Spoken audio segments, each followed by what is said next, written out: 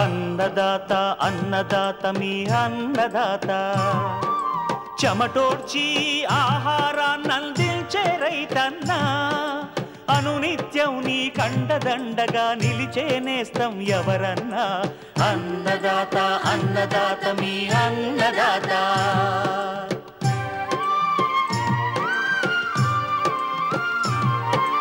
నూతన రీతుల సాగుబడికి నూరింతలు పెరిగే దిగుబడికి సూచనలిచ్చే సస్య రక్షణకు పశు పోషణకి శాస్త్ర విజ్ఞానం అందించి ముందుకు నడిపే తెలుగు రైతు భారతదేశానికి మకుటం అయ్యేలా తీర్చిదిద్దే ఆశయంతో మిమ్ము మేలు కొలిపేది అన్నదాత అన్నదాత అన్నదాత మీ అన్నదాత అన్నదాత అన్నదాత మీ అన్నదాత.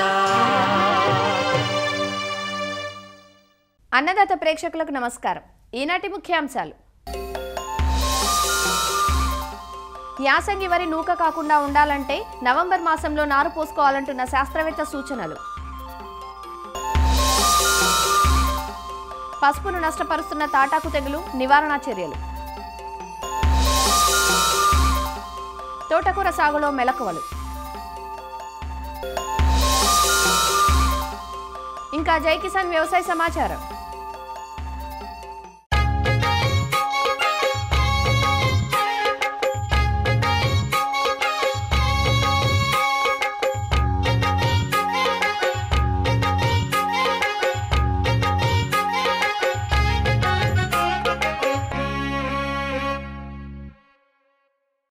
తెలంగాణలో నీటి వనరులు పెరిగాక వరి సాగు విస్తీర్ణం యాసంగిలో సైతం పెరిగింది.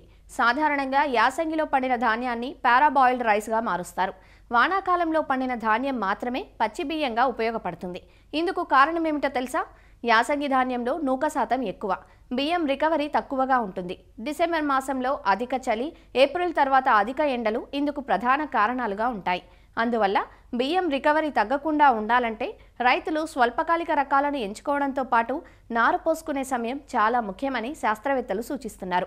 నవంబర్ మాసం నార్లు పోసుకోవడానికి అనువైన సమయమని, బియ్యం నూక కాకుండా అధిక రికవరీ పొందాలంటే కొన్ని మెలకువలు పాటించాలంటూ తెలియజేస్తున్నారు రాజేంద్రనగర్లోని ప్రొఫెసర్ జయశంకర్ తెలంగాణ రాష్ట్ర వ్యవసాయ విశ్వవిద్యాలయం వరి పరిశోధనా స్థానం plant breeder doctor L Krishna.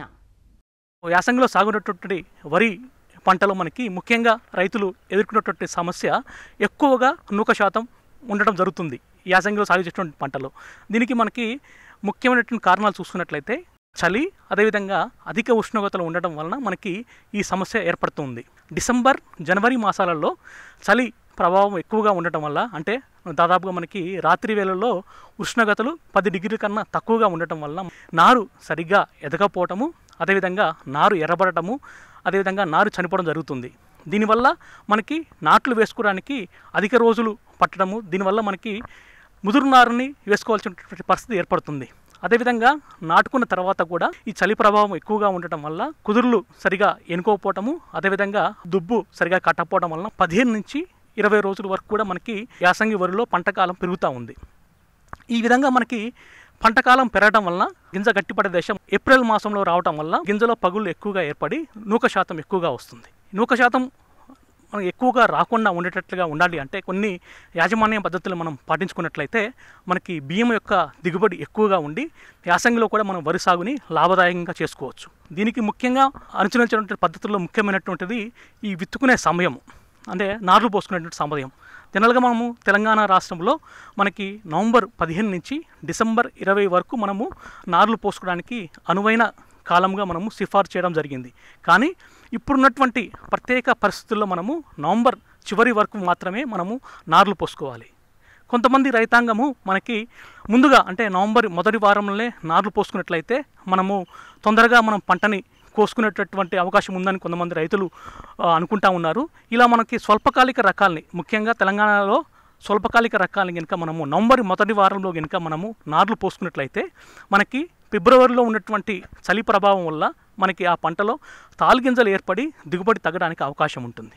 అదేవిధంగా చాలామంది రైతులు డిసెంబర్ 20 తర్వాత కూడా నార్లు పోసుకొని నాట్లు వేసుకోవడానికి మొగ్గు చూపుతూ ఉన్నారు. డిసెంబర్ 20 తర్వాత మనం ఆలస్యంగా నార్లు పోసుకున్నటువంటి రైతులు యొక్క పంట గింజ పడేటటువంటి దశ మనకి ఏప్రిల్ మొదటి వారంలో రావడం వలన మనకి ఎండలు ఎక్కువగా ఉండి గింజల్లో పగులు ఎక్కువగా ఉండటం వల్ల మనకి బియ్యం యొక్క దిగుబడి చాలా తక్కువగా ఉంటుంది. ముఖ్యంగా మనము బియ్యం యొక్క దిగుబడి ఎక్కువగా ఉండేటట్టుగా చూసుకోవాలి అంటే తెలంగాణలో రైతాంగము స్వల్పకాలిక రకాలని మాత్రమే సాగుకి ఎంచుకోవాలి. స్వల్పకాలిక రకాలు అంటే దాదాపుగా 120 నుంచి 125 రోజులు కాలపరిమితి ఉన్నటువంటి రకాలను మాత్రమే సాగుకి ఎంపిక చేసుకోవాలి. అదేవిధంగా నవంబర్ చివరి లోపల నార్లు పోసుకొని ఏప్రిల్ మొదటి వారం లోపల మనకి పంట పూర్తయ్యేటట్టుగా ప్లాన్ చేసుకోవడం మంచిది. రకాల ఎంపికకి వచ్చినట్లయితే మనకి సన్నగింజ రకాలు చూసుకున్నట్లయితే ఆర్ఎన్ఆర్ 15-048 అనే రకాన్ని కానీ, కేఎన్ఎం 1638 అనే రకాన్ని కానీ, లేదా వరంగల్ 962 అనే రకాన్ని కానీ, జగిత్యాల 1798 అనే రకాన్ని కానీ సాగుకి ఎంపిక చేసుకోవచ్చు. వీటితో పాటుగా మన రాజేంద్ర నగర్ పరిశోధనా స్థానం నుంచి 2వ సంవత్సరం మినికిట్ దశలో ఉన్నటువంటి రాజేంద్ర నగర్ 31479 అనే అతి సన్నగింజ రకాన్ని కూడా సాగుకి ఎంపిక చేసుకోవచ్చు.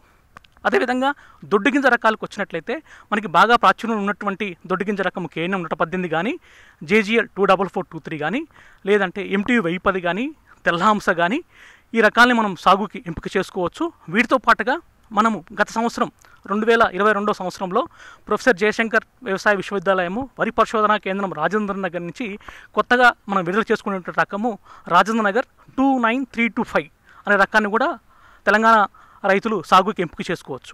ఈ 29325 అనే రకము ఇర్రి మనం గ్రీన్ సూపర్ రైస్ టీఎంఈ 80518 అనే రకాన్ని బీపీటీ 5204 అనే రకంతో సంకరపరిచి ఈ రకాన్ని మనం తయారు చేసుకోవడం జరిగింది. ఈ రకం యొక్క పంటకాలం మనకి 120 నుంచి 125 రోజులు.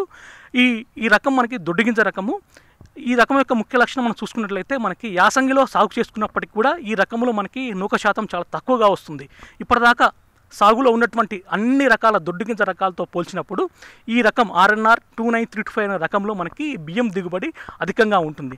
ఈ రకంలో మనకి గింజ దగ్గరగా ఉంటుంది. అదేవిధంగా దుబ్బు కట్టే శక్తి కొంచెం ఈ రకానికి తక్కువగా ఉంటుంది. కాబట్టి ఈ రకాన్ని సాగుకి ఎంపిక చేసుకునే రైతులు ఒక చదరపు మీటర్కి దాదాపుగా 60 నుంచి 66 మొక్కలు ఉండేటట్టుగా దగ్గర నాటుకోవడం మంచిది. దీనికి యొక్క మనకి దిగుబడి సామర్థ్యం చూసుకున్నట్లయితే దాదాపుగా 28 నుంచి 30 క్వింటాల వరకు కూడా ఇది దిగుబడి సామర్థ్యం కలిగి ఉంది. ఈ రకము అధిక బియ్యం దిగుబడి రావడానికి మనకి ఈ రకాల ఎంపికతో పాటుగా ముఖ్యంగా మనం చేయాల్సింది ఇంకొకటి మనకి సమగ్రమైనటువంటి ఎరువుల యాజమాన్యము. సిఫారసు చేయబడినటువంటి ఎరువులు మాత్రమే మనం వేసుకోవాలి. ముఖ్యంగా పొటాష్ ఎరువుని తప్పనిసరిగా మనకి యాసంగి వరి సాగులో మనం పొటాష్ ఎరువుని వేసుకోవాలి. సిఫారసు చేయబడినటువంటి పొటాష్ ఎరువుని 2 సమభాగాలుగా చేసుకొని ఒక సమభాగాన్ని ఆఖరి దమ్ము చేసే దశలో మరియు ఇంకొక సగభాగాన్ని మనము పంట అంకురం ఏర్పడే దశలో అంటే చివరి దఫా నత్రజనిని వేసుకునేటప్పుడు కలుపుకొని మనం వేసుకోవాల్సిన అవసరం ఉంది. సిఫారసు చేయబడినటువంటి నత్రజనిని కన్నా ఎక్కువగా మనం వేసుకున్నట్లయితే గింజలు మనకి పగుళ్ళు రావడానికి అవకాశం ఎక్కువగా ఉంటుంది. ఇంకొక ముఖ్య కారణము బియ్యం దిగుబడి తగ్గడానికి మనకి పంటలో చీడపీడలు ఎక్కువగా ఉన్నట్లయితే ముఖ్యంగా మనకి సుడిదోమ మరియు మెడవిరుపు తెలుగు ఎక్కువగా ఉన్నట్లయితే మనకి బియ్యం దిగుబడి తగ్గడానికి అవకాశం ఎక్కువగా ఉంటుంది. అందుకనే మనము యాసంగి వరి సాగులో ఎటువంటి చీడపీడలు లేకుండా చూసుకోవాలి. అదేవిధంగా మనకి పంట పూత సమయము మరియు గింజ గట్టిపడే సమయంలో మనకి నీటి ఎద్దడి లేకుండా దాదాపుగా మనకి 2 ఇంచులు నీళ్లు మనకి పొలంలో ఎప్పటికీ ఉండేటట్టుగా చూసుకోవాలి. అదేవిధంగా మళ్ళీ ఇంకొక ప్రధానమైనటువంటి మనకి పాటించవలసిన యాజమాన్య పద్ధతి ఏమిటంటే మనకి పంట కోత మరియు ఆరబెట్టే విధానము. పంటలో 80% వెన్నులు, ప్రతి వెన్నులో 80% గింజలు మనకి పక్వానికి వచ్చినప్పుడు అంటే మనకి గోధుమ రంగుకు వచ్చినప్పుడు మన పంటని మనము హార్వెస్ట్ చేసుకోవాలి. అదేవిధంగా మనము కోసినటువంటి బాగా మన పంట పొలం మీదనే బాగా ఎండినట్లయితే మనకి నూక శాతం ఎక్కువ రావడానికి అవకాశం ఉంటుంది. అదేవిధంగా మనం కోసినటువంటి ధాన్యాన్ని మనము నీడలో మాత్రమే ఆరబెట్టుకొని మనకి క్రమ పద్ధతిలో దాని యొక్క గింజలో ఉన్నటువంటి మన తేమ శాతాన్ని తగ్గించుకొని నీడలో ఆరబెట్టుకున్నట్లయితే మనకి బియ్యం శాతం ఎక్కువ రావడానికి అవకాశం ఉంటుంది.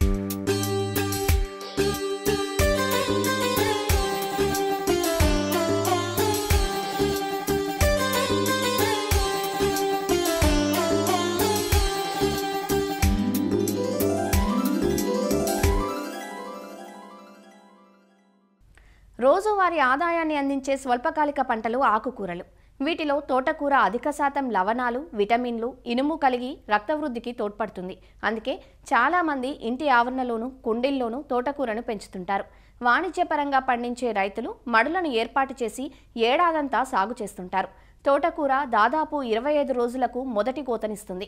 సాగు చేసే రైతులు అధిక ఆకు దిగుబడినిచ్చే రకాలను ఎంచుకొని మేలైన యాజమాన్యం చేపట్టడం ద్వారా తోటకూర సాగు నుంచి మంచి ఆదాయం పొందే అవకాశం ఉంటుంది. తోటకూర సాగులో మెలకువల గురించి వివరిస్తున్నారు ఆచార్య ఎన్జీ రంగా వ్యవసాయ విశ్వవిద్యాలయం నైరా వ్యవసాయ కళాశాల సహాయ అధ్యాపకులు డాక్టర్ పి వెంకట్రావు. రబీ పంటలో కూరగాయలతో పాటుగా ఆకుకూరలు కూడా ఎక్కువగా వేస్తున్నారు. ముఖ్యంగా ఉత్తర కోస్తా ప్రాంతాల్లో అయితే ఆకుకూరలు ఎక్కువగా వేయడం జరుగుతుంది. అందులోనూ తోటకూర, గోంగూర ఎక్కువగా వేస్తూ ఉంటారు. అందులో తోటకూరకి మంచి గిరాకీ ఉంది. రాష్ట్రంలో సుమారుగా 5,000 హెక్టార్లు కూడా సాగు చేయబడి సుమారుగా 80,000 టన్నుల వరకు మనకి దిగుబడిస్తూ ఉంది. అయితే దీని పంట పరిస్థితి విషయాలకు వచ్చేసరికి ఏంటంటే శీతాకాలంలో ఉష్ణోగ్రత 15 డిగ్రీల సెల్సియస్ కంటే తక్కువగా ఉండకుండా మనం ఆ సమయం చూసుకొని నాటుకోవాలి. ముఖ్యంగా నేలల విషయానికి వచ్చినట్టుగా ఇసుకతో కూడినటువంటి గరప నేలలు బాగా అనుకూలం. pH 6 నుంచి 7 ఉన్న నేలలు అయితే ఇంకా బాగా అనుకూలం. అక్టోబర్ నుంచి ప్రతి 10 రోజులకు ఒకసారి చెప్పున్న 5 సెంట్లు లేదా 10 సెంట్లు అని బట్టి మనం ఎక్కువగా వేసుకుంటే నిత్యం పని ఉంటూ దిగుబడి కూడా ఎక్కువ సాధించడానికి అవకాశం ఉంటుంది. కాబట్టి ఈ స్టాగర్డ్ సోయింగ్ పద్ధతిలో రైతులు వేసుకుంటే మంచిది. ఇక రకాల విషయానికి వచ్చేసరికి ఏంటంటే RNA1 అనే రకం మంచి రకము. ఇదేంటంటే ఆకులు మరియు కాండం లేత ఆకుపచ్చ రంగులో ఉండి రుచికరంగా ఉండడం. అదేవిధంగా ఈ రకం ఏంటంటే నెల రోజుల్లో ఎకరానికి సుమారుగా 6 నుంచి 7 టన్నులు వరకు దిగుబడి ఇస్తుంది. కాబట్టి ఈ రకాన్ని సాగు చేసుకోవడం మంచిది. ఇక ఇంకో రెండో రకాల విషయానికి వచ్చినట్టు CO1 అనే రకము. ఇదేంటంటే ఆకులు మరియు కాండము లావుగా ఉండి కండ కలిగి ఉంటుంది. ఎకరానికి సుమారు 3 నుంచి 3.5 టన్నుల దిగుబడి వస్తుంది. 25 రోజుల్లో కోతకు వచ్చేస్తుంది. కాబట్టి ఆకులు వెడల్పుగాను ముదురాకుపచ్చ రంగులో ఉంటాయి. ఇక కోటు అనే రకం ఏంటంటే ఆకులు కోలగా ఉంటాయి, ముదురాకుపచ్చ రంగులో పొడవుగా ఉంటాయి అన్నమాట. కాండం లేతగా మృదువుగా ఉంటుంది. విత్తిన 30 రోజులు కోతకు వస్తుంది. కాండం కూడా కూరగా కూడా పనికొస్తుంది. ఎకరానికి సుమారుగా 4 నుంచి 5 టన్నుల వరకు దిగుబడి ఇచ్చే రకం. ఇక పూసా చోటి చౌలై అనే రకం అనేది మొక్కలు పొట్టిగా ఉండి ఆకులు చిన్నవిగా ఉంటుంది. కోత రకం అన్నమాట ఇది. ఇక పూస బడి చౌలై అనేది ఈ బడి చౌలై అంటే ఆకులు పొడవుగా ఉండి కాండం కూడా లావుగా ఉండి లేత ఆకుపచ్చగా ఉంటుంది. ఆకులు పెద్దవిగా కూడా ఉంటాయి అన్నమాట. ఇక సిరికూర అనే రకము ఇది మొక్కలు పొట్టిగా ఆకులు చిన్నవిగా ఉండి కాండం కూడా కూరగా కూడా పనికొస్తుంది. ఇవే కాకుండా మనకి పూసా కీర్తి, పూసా కిరణ్, పూసా లాల్ చౌలై, అర్క సుగుణ, అర్క అరుణమ, అదేవిధంగా ఎర్ర తోటకూర అంటాం దాన్ని అరుణమ అంటే. ఈ రకాలు కూడా మనం సాగు చేసుకోవచ్చు. ఇక నేల తయారీ విషయానికి వచ్చినట్టే నేలను సుమారుగా 4 నుంచి 5 సార్లు బాగా దున్నేసి ఎకరానికి 10 టన్నుల పశువుల ఎరువు వేసుకొని మళ్ళీ బాగా దున్నేసి చదువు చేసుకుంటే సరిపోతుంది. ఎకరానికి 800 గ్రాముల తోటకూర విత్తనాలు అవసరం అవుతాయి. కాబట్టి విత్తనం వేసినప్పుడు 10 రెట్లు సన్నటి ఇసుకతో కానీ కలుపుకొని వేసుకున్నట్టయితే మనకి కలపడానికి జాగ్రత్తగా ఉంటుంది. చల్లుకోవడం కానీ నారులాగా చేసుకోవడం కానీ చేసుకోవచ్చు. ఆ తర్వాత ఏంటంటే మనం పశువుల ఎరువు దాంతోపాటుగా నత్రజని, భాస్వరం, పొటాష్ ఇచ్చే జీవన ఎరువులను కానీ వాడుకున్నట్టయితే మంచిది. 20 కిలోల నత్రజని, 20 కిలోల భాస్వరం, 20 కిలోల పొటాష్ ఇచ్చే ఎరువులని మనం వాడుకోవాలి. అంటే రసాయనంగా కాకుండా ఈ మోతాదు ఇచ్చే జీవన ఎరువులని మనం వాడుకున్నట్టయితే సరిపోతుంది అనమాట. ఇక విత్తిన 15 నుంచి 20 రోజులకు ఒకసారి 2% యూరియా ద్రావణం, దాంతోపాటుగా 50 మిల్లీగ్రాముల జిబ్రెలిక్ యాసిడ్ని కానీ మనం కలిపి పిసిగా చేసుకున్నట్టయితే ఆకంట ఫ్లష్ బాగా వచ్చి మనకి 25% దిగుబడి అధికంగా రావడానికి అవకాశం ఉంది. నీటి యాజమాన్య విషయానికి వచ్చరికి ఏంటంటే తేమను బట్టి 7 నుంచి 10 రోజుల వ్యవధిలో మనం నీరు కానీ పెట్టుకుంటే మనకి మొక్కలు బాగా ఆరోగ్యంగా పెరిగి అధిక దిగుబడి రావడానికి అవకాశం ఉంది. రక్షణ చర్యలకు వచ్చేసరికి ఏంటి తోటకూరలో తెల్ల మచ్చ తెగులు ఒకటే ఎక్కువగా మనకు ఆశిస్తూ ఉంటుంది. ఆకులు అడుగు భాగాన తెల్లటి బుడిపిల్ల లాంటివి ఏర్పడి ఆకు పై భాగాన లేత పసుపు రంగులోకి మచ్చలు ఏర్పడి తర్వాత ఎండిబారిపోవడం జరుగుతుంది. దీని నివారణ కోసం ఏంటంటే లీటర్ నీటికి 3 గ్రాముల కాప్రాక్సిల్ క్లోరైడ్ లేదా 2.5 గ్రాముల మ్యాంకోజెబ్ మందు కలిపి పిచికా చేసుకున్నట్టయితే ఈ తెల్ల మచ్చ తెగుల్ని నివారించుకోవచ్చు. అలాగే ఇంకా పురుగుల విషయానికి వచ్చేసరికి ఇందులో ఏంటంటే ఆకులు తినే గొంగళి పురుగు ఉంటుంది. దీనికోసం ఏంటంటే రసాయనాలకు వెళ్లకుండా వేప నూనె 1 లీటర్ నీటికి 5 మిల్లీలీటర్ చొప్పున 10 రోజుల వ్యవధిలో 2 సార్లు కానీ చేసుకున్నట్టయితే ఈ గొంగళి పురుగు కూడా ఆశించకుండా ఉండడం జరుగుతుంది. అయితే రైతులు తీసుకోవాల్సిన జాగ్రత్త ఏంటంటే పురుగు మందు కుట్టిన తర్వాత కనీసం 3 నుంచి 4 రోజుల వరకు పంటను కోయకుండా ఉంటేనే మనకి మార్కెట్లో తర్వాత వినియోగదారులకు ఇబ్బంది లేకుండా ఉంటుంది. కాబట్టి ఈ విషయాన్ని రైతు సోదరులు గమనించి సేద్య పద్ధతిలోనే జాగ్రత్తలు తీసుకున్నట్టయితే ఈ తెగులు పురుగులు ఆశించకుండా ఉంటాయి. కాబట్టి ఈ మేలైన యాజమాన్య పద్ధతి పాటించి ముఖ్యంగా తోటకూరలో అధిక దిగుబడి సాధిస్తారని కోరుతున్నాం.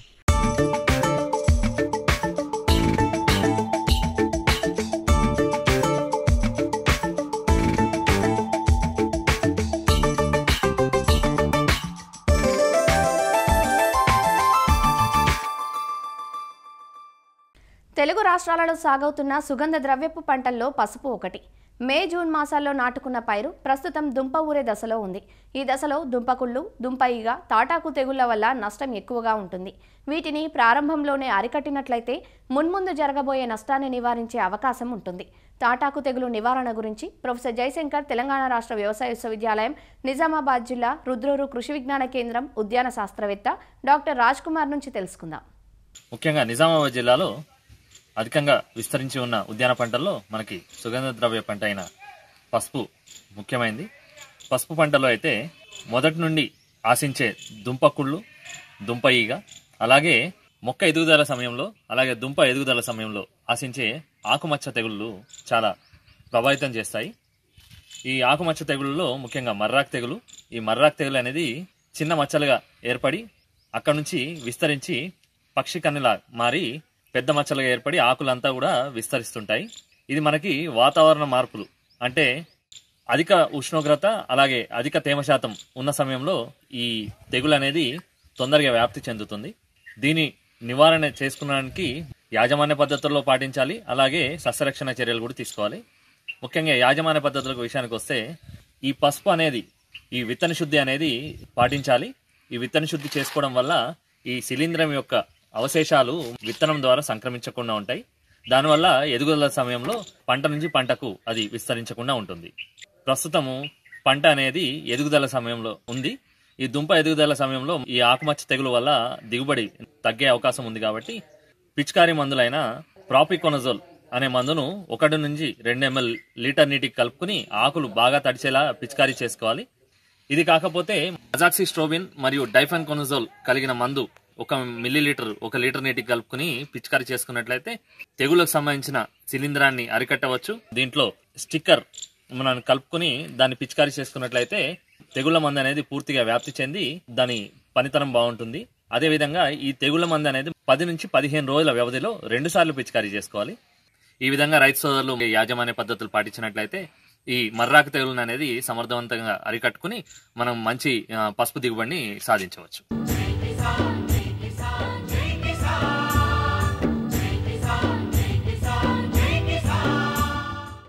వ్యవసాయ సమాచారం ఇప్పుడు జైకిసాన్లో చూద్దాం. విజయవాడలోని సిద్ధార్థ ఫార్మసీ కళాశాలలో రోజ్ సొసైటీ ఆఫ్ ఆంధ్రప్రదేశ్ ఆధ్వర్యంలో ఫల పుష్ప ప్రదర్శన ఘనంగా జరిగింది. నవంబర్ 22 నుంచి 25 వరకు 5 రోజుల పాటు జరిగిన ప్రదర్శనలో విభిన్న రకాల మొక్కలు కొలువుదీరాయి. దాదాపు 100కు పైగా స్టాళ్లను ఏర్పాటు చేసి మొక్కలు, విత్తనాలు, సేంద్రియ ఎరువులు అన్నింటినీ ప్రదర్శనలో ఏర్పాటు చేశారు. మిద్దె తోటలు పెంచుకునే వారికి కావలసిన సమస్తం ప్రదర్శనలో ఏర్పాటు చేయడంపై సందర్శకులు సంతోషం వ్యక్తం చేస్తున్నారు. చాలా బాగుంది సార్. సొసైటీ వాళ్ళు బాగానే గ్రీనరీ అన్ని డెవలప్మెంట్ కోసం వచ్చిన ఇది అవేర్నెస్ ప్రోగ్రాము. మనకు తెలియని మొక్కలు కూడా ఉన్నాయి ఇక్కడ. ఇండోరు, అవుట్డోరు 2 ప్లాంట్స్ ఉన్నాయి. కొనుక్కోవాలి, పెట్టాలని ఇంట్రెస్ట్ వచ్చిందండి. మేము కూడా కొంచెం మొక్కలు చేసాము. దాంట్లో మెంబర్షిప్ కూడా తీసుకున్నాను ఇప్పుడే. చాలా బాగుందండి. ఇంటి దగ్గర కూడా అన్ని రకాలు ఇలా పెట్టుకుంటే బాగుంటుందని అనుకుంటున్నాం, కోరిక. బాగుందండి. ఈసారే కాదు, లాస్ట్ టైం కూడా మేము చాలా మొక్కలు పర్చేస్ చేసుకెళ్ళాం. గార్డెన్ అంటే కుండీల్లో కూడా బాగా పెరుగుతున్నాయి. ఇవి విడిగా వెళ్ళేం కొనుక్కోలేం. ఇలా ఒక చాట గ్యాదర్ చేసినప్పుడు ఇవన్నీ ఒకసారి మనం వచ్చి ఒకసారి చూసి కొనుక్కుంటే అన్నీ బాగుంటాయి కదా. చాలా అద్భుతంగా ఉంటుందండి. ఇన్ని మొక్కలు ఒక్క చోట ఉండడం వల్ల మనం కడియం వెళ్ళి లేకపోతే బెంగళూరు వెళ్ళి పూణే వెళ్ళి తెచ్చుకోలేం కదా. ఒక 5 రూపాయలు అటు ఇటు అయినా ఇన్ని రకాలు ఇక్కడ దొరకడం అసలు చూస్తేనే సగం కడుపు నిండిపోతుంది. ఇందులో మెడిసినల్ ప్లాంట్స్ కూడా ఉన్నాయి. కొంతమంది మెడిసిన్స్ కూడా తయారు చేసి సేల్ చేస్తున్నారు. ముఖ్యంగా పూల మొక్కలు చాలా రీజనబుల్ ప్రైస్ అండి. 40 రూపీస్ దగ్గర నుంచి ఉన్నాయి చామంతులు. అలాగే రకరకాలవి కూడా హ్యాండిక్రాఫ్ట్స్ అన్నీ కూడా ఇలా తయారు చేసినవి. ముఖ్యంగా ఈ మొక్కలు వాటికి సంబంధించినవన్నీ కోకో పిట్టు, ఆ తర్వాత ఇవి కంపోస్టు అన్నీ కూడా, తర్వాత స్టాండ్స్. మనకి చిన్న ప్లేస్లో అందరికీ బాల్కనీస్ నుంచి ఎవరికి ఉండట్లేదు కదా. సో చిన్న ప్లేస్లో ఎక్కువ మొక్కలు పెట్టుకునేలాగా వెరైటీస్ ఆఫ్ ప్రోడక్ట్స్ కూడా ఉన్నాయన్నమాట. రోజు ఫ్లవర్స్ ఎగ్జిబిషన్ ప్లస్ జనాలందరికీ పనికొచ్చే ఆయుర్వేదం కానివ్వండి, ఆరోగ్యానికి సంబంధించిన అన్ని రకాల ఐటమ్స్ అమ్మటం, మొక్కలు, పూల మొక్కలు, సేంద్రియ ఎరువులు ఇవన్నీ ఆరోగ్యానికి మంచి ఉపయోగంగా ఉండే మొక్కలు పెరట్లోనే పెంచుకోవాలనే ఉద్దేశంతో అందరూ పబ్లిసిటీ చేయడం, ఇది అందరికీ కొంచెం ఇంట్రెస్ట్గా ఉంది జనాలకి. ప్రదర్శనలో పూల మొక్కలు, అలంకరణ మొక్కలతో పాటు పలు రకాల ఔషధ మొక్కలు కొలువుదీరాయి. అలానే రైతులు సహజ సిద్ధంగా పండించిన ఉత్పత్తులను స్టాళ్లలో ఉంచారు. మొక్కల పెంపకందారులకు అవసరమైన పరిజ్ఞానాన్ని అందించేందుకు ఉద్యానశాఖ అధికారులు సైతం స్టాళ్లను ఏర్పాటు చేశారు. రోజ్ సొసైటీ షోకొస్తే తప్పనిసరిగా మనకి కావాల్సిన మొక్కలే కాదండి, ఎరువులే కాదు, పార్ట్సే కాదు, అన్ని వెరైటీలు ఇక్కడ దొరుకుతాయని ఒక నమ్మకం అందరికీ ఏర్పడింది. మళ్ళీ ఇలాంటి షోలు పెట్టాలని చెప్పేసి ప్రతి ఒక్క లేడీ కూడా కోరుకుంటున్నారు.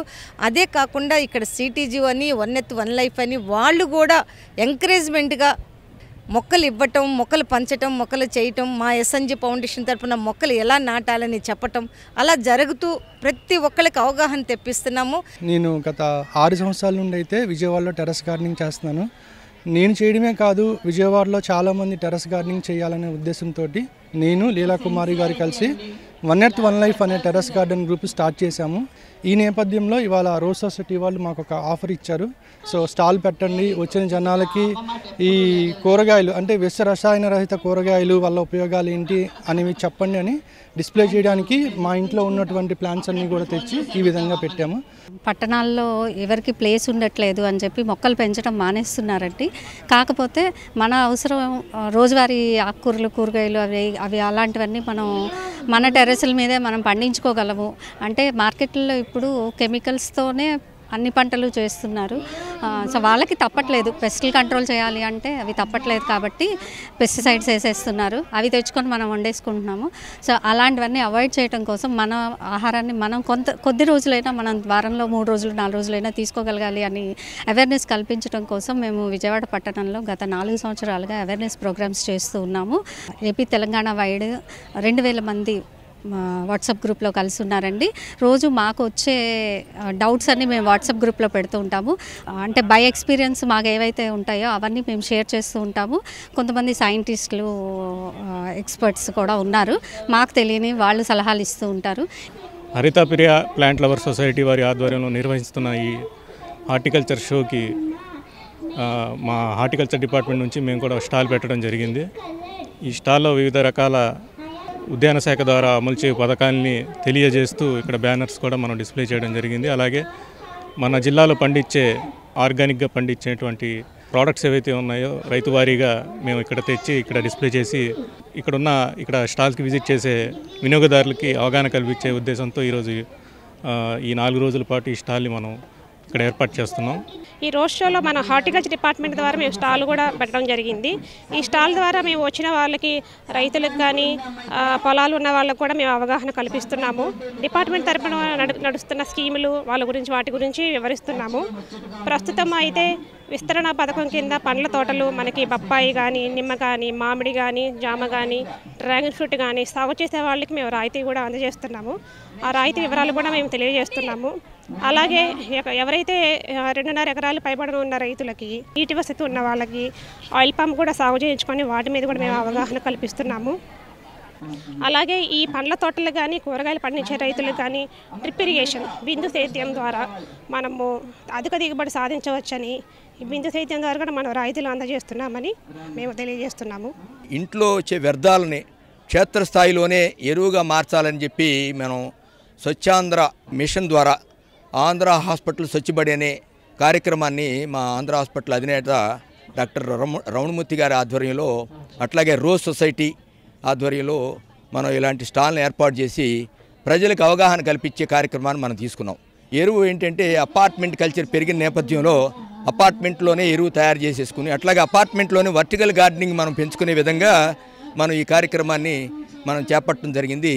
దాదాపు విజయవాడలో ఒక 25 చోట్ల మనం క్షేత్రస్థాయిలో విద్యార్థులకి, అట్లాగే పెరుగుతున్న కాలుష్యం, రసాయనమయమవుతున్న ఆహారాన్ని తగ్గించి జీవనశైలి వ్యాధుల నుంచి తప్పించుకోవాలంటే మొక్కల పెంపకాన్ని ప్రతి ఒక్కరూ ఒక వ్యాపకంగా మార్చుకోవాలంటూ నిర్వాహకులు చెబుతున్నారు. మరిన్ని విభిన్న అంశాలతో రేపటి అన్నదాతలో మళ్ళీ కలుసుకుందాం. అంతవరకు సెలవు. నమస్కారం.